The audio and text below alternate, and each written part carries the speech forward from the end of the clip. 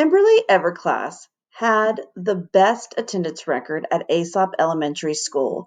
Since his first morning in kindergarten, he hadn't missed a single day. Not one.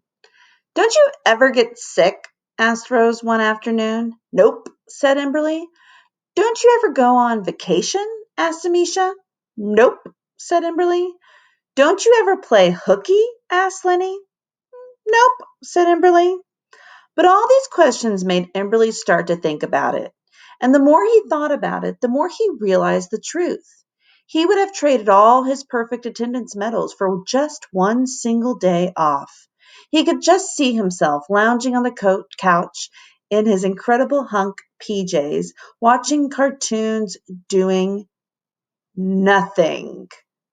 Beautiful, he sighed. I know I am, but what are you? Asked Victoria.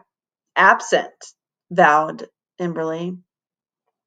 The next morning before school, Emberly gave an award-winning performance. He coughed, he sniffled, he pretended to wheeze as he groaned, "Oh, I'm so sick." His father wasn't fooled. "Get moving," he said. "You don't want it to be late." Besides having perfect attendance, Emberly was always punctual. "What's a guy have to do to get a day off?" he muttered. Minutes later, he was out the door. A block from school, he saw Vericella Zoster and her mother playing in their front yard. The 3-year-old, he noticed, was covered with red spots.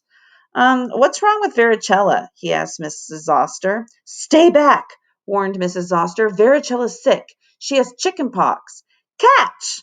Cried Vericella. She tossed the ball to Ham. Emberly dodged it. She doesn't look sick, he said, except for the spots. She doesn't feel sick either, said Mrs. Oster, but the little darling can't go back to nursery school until her spots form scabs. No school, chirped Vericella. No school, Emberly asked curiously. Why not? Because she's highly contagious, explained Mrs. Oster. If Vericella went to school now, in 2 weeks' time, the rest of her class would come down with the chicken pox. 2 weeks, chirped Vericella.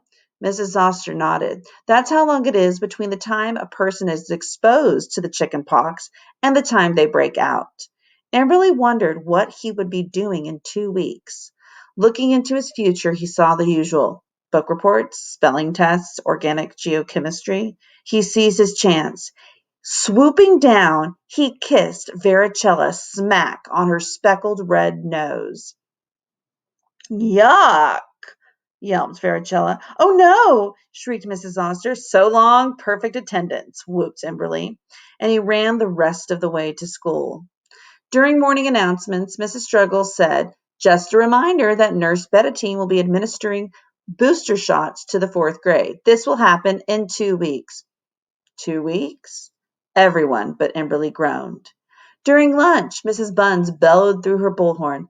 Listen up, 4th graders. You've just been picked as my new cafeteria helpers. You start in 2 weeks. 2 weeks? Everyone but Emberly moaned. And during gym class, Mrs. Gluteal said, guess what, boys and girls? Our next physical fitness unit will be ballet. Be sure to bring a pair of tights to class in the next 2 weeks. 2 weeks? Everyone but Emberly whined. Later that day, during science, Mr. Jupiter clapped his hands. Class, I have some exciting news. The 4th graders turned off their Bunsen burners and pushed up their safety goggles. They waited to hear the exciting news. We will be taking a trip to the Esther C. Williams Public Natatorium, where we will conduct hands-on experiments with buoyancy and currents. The 4th graders were still waiting for the exciting news. Aren't you thrilled? Asked Mr. Jupiter. I guess, said Calvin. He shot a confused look at Missy. Pfft, said Rachel. She slid down into her seat. In the front row, Stanford raised his hand. I'm thrilled, he said. You're annoying, said Lenny. Little do you know, sniffed Stanford. Natatorium is the scientific word for swimming pool. Mr. Jupiter is taking us to the swimming pool to learn about floating and splashing. I might even teach you a few water polo moves, added Mr. Jupiter. After all, I hold the 1996 Water Polo World Cup. Hooray! Cried Ashley A. Whoopee! Cried Ashley B. This is going to be a lot more fun than last year's trip to the American Museum of Natural Gas, cried Ashley Z. Yeah, agreed Humphrey. That trip really stunk. At his desk, Emberly decided this was the best day of his life. First the chicken pox, and now the swimming pool? Bernadette raised her hand. When are we going? She asked. In 2 weeks, replied Mr. Jupiter. 2 weeks?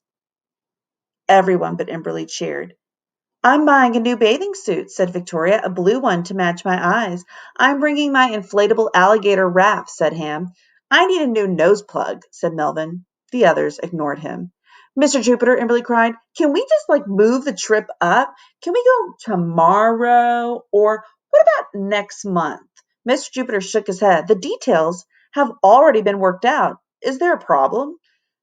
No, replied Emberly, and he slumped in his seat. Maybe he told himself he wouldn't break out with chicken pox. Maybe varicella wasn't all that contagious. But deep down, he knew the truth. In 2 weeks, he'd be scratching and itching while his classmates splashed and swam. His misery showed on his face. You look drearier than a rainy day, said Lil, and she broke into verse. Down your sad face, a lone tear will trace until it reaches the place where unhappiness dwells. Cut it out, Lil, said Emberly. I'm not in a poetic mood. What's the matter? Asked Calvin. Don't you like swimming pools? I love swimming pools, said Emberly, but suddenly inspiration struck. Emberly leaped to his feet. Friends, he said in his most persuasive voice, the one he had learned at the carnival last summer. I have a secret to tell you. Curious, the others gathered around. On the day of the field trip, I will be doing something far more wonderful than swimming. I will be lounging on my couch in my PJs watching cartoons and doing nothing. Nothing, said Victoria. Nothing, repeated Emberly. Now I ask you, what could be better than that? Yes, you will have the pleasure of paddling around a pool for a few brief hours, but the rest of the week, while I'm lounging, you'll be getting shots, getting shouted at, and getting chapped from too tight tights. Icky poo, shivered Humphrey. You can say that again, said Emberly. Icky poo, shivered Humphrey. Emberly kept talking. There is a way to save yourself from this misery. All you have to do is visit Varicella's Oster today. Go right after school and give the small tot a big kiss. In return, Varicella will give you a very slight case of chicken pox. Once you've made this exchange, you too can stay home from school. What do you say, friends? I say sign me up, said Bernadette. I say count me in, said Calvin. I say baloney, cried Melvin, and he elbowed his way to the front of the group. You know what I think? I think you don't really want to get the chicken pox now. I think if there was some way you could get rid of the germs, you would. I think you really want to go swimming, but since you can't, you don't want anyone else to go either. Ignore him, said Emberly. But for once, the others didn't ignore Melvin.